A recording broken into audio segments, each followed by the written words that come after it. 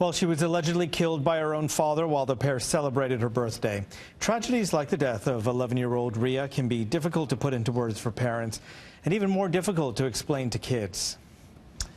Well, joining me now is psychologist Oren Amitay. And, with news like this, it's tough to know where to begin, especially when you, as a parent, have to decide whether you even want to talk to your children about a tragedy like this. Right. And I guess it's very age dependent. We heard the spokesperson from the Peel District School Board say they're going to be talking to the students from Riya's school, but in an age dependent way. So what advice do you have for parents tonight?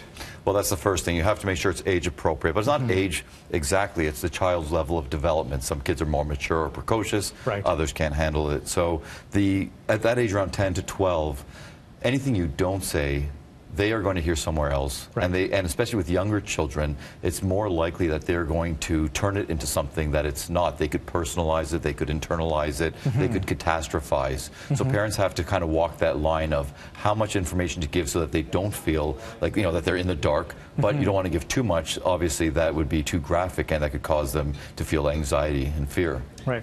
And let's talk about the anxiety and fear of the parents themselves, because, I mean, as a parent, I woke up today absolutely heartbroken. You can't even imagine what this poor mother is going through today.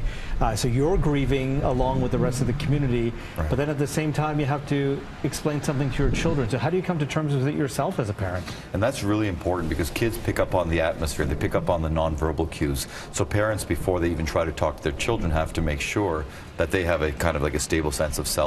What they have to do is to try to convey to the children a sense of safety and security. So you acknowledge it's a horrible tragedy. You don't try to dismiss it or minimize it, but then you make sure that the child knows that it's not going to happen to them. You don't want them to be naive, but you want to make sure that they know this is a special situation. It wasn't random.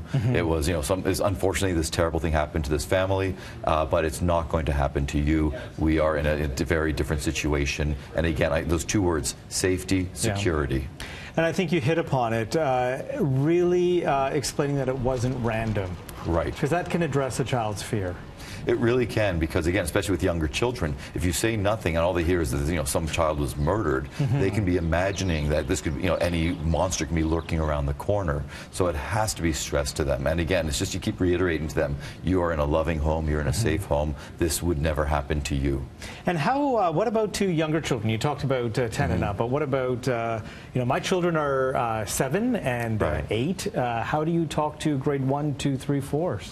So you modify the language so that you're even less specific. So you're saying things like something bad happened. It was a tragedy. It's very sad. You use those words. You don't go into details. If they say what did happen, if they say I heard a child was killed, you say yes, that did happen. And then again you go back to the narrative of it's not random. It's not going to happen to you. And again, it's also very rare. You have to say that to them. These things almost never happen is what you have to tell the child. Because ultimately you can't hide your children from media. Exactly. You can't hide them from newspapers that they may see, or what kids. they hear on the radio, or other children. Right. Okay.